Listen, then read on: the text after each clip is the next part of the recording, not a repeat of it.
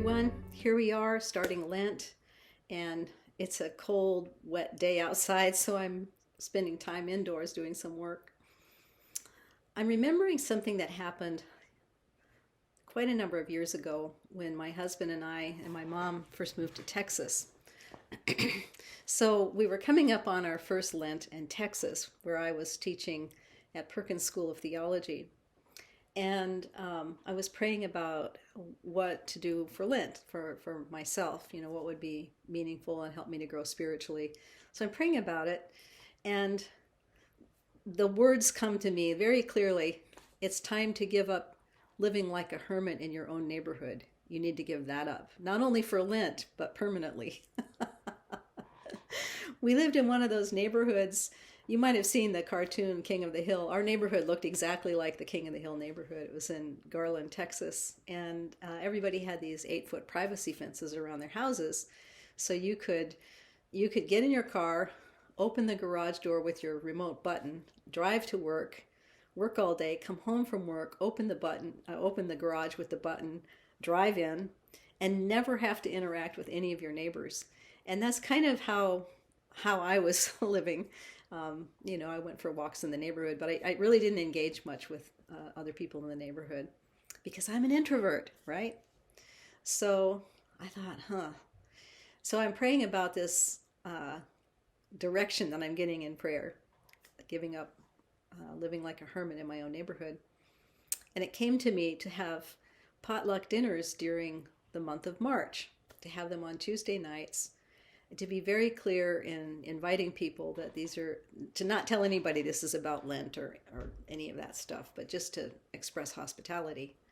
So I talked to my husband and my mom, and they said, yeah, that's a great idea. You go ahead and do that. My husband said he would make soup every week just in case nobody came. So I prepared a flyer on my computer. I said, hi, we're new in the neighborhood. We love living here. We'd love to get to know our neighbors. And so we're going to have a potluck dinner every Tuesday night in March from 6 to 7:30. And I gave a food theme for each week, like Mexican food, Italian food, Irish food, and so on. And then I said, this is just to get to know everybody. We are not selling anything, which was absolutely true. So then I went out to cold call on neighbors, which for me is about as much fun as getting a root canal.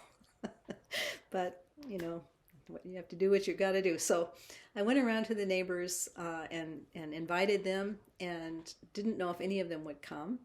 But the first Tuesday night, maybe 15 people came. And we had a great time. We really did. The second week, there were over 20 people. And by the end of that evening, we all knew what each other did for a living. And so they knew that I am ordained and that I worked at the Perkins School of Theology. So the third week when they came, they asked me to offer a blessing for the food, because I had not brought up any of that because of wanting to simply befriend the neighbors and follow this directive in prayer. So the third night, in addition to asking me to bless the food, one of the neighbors from across the street said to me, this is so much fun, we don't want to stop at the end of March. And then she says, so what we'd like to do, why don't we have a sign-up sheet, and we'll have these once a month after March, and we can each take turns hosting. That way it's not all on you and your household. And I said, that sounds great, let's do it. So that's what we did. And so for 11 years while we lived there, we had these monthly potlucks, and sometimes we had 50 people there. It was not unusual to have 30 to 40 people. And we formed wonderful friendships across many lines of difference, and had many opportunities to care for each other when there was a death in the family, or somebody needed to go on vacation and needed folks to watch their house, and all kinds of things. And so what that experience taught my husband and me, and he's the one who says this, he says Lent for him is not a time to give something up. It's time to give something out. Something that is hospitable, some way of noticing people in the line at the grocery store or wherever, so that we're actually paying attention to our neighbors, and we're offering kindness, intentional acts of kindness.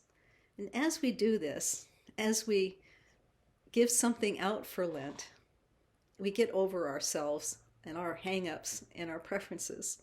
And isn't that what so much of the spiritual life is about?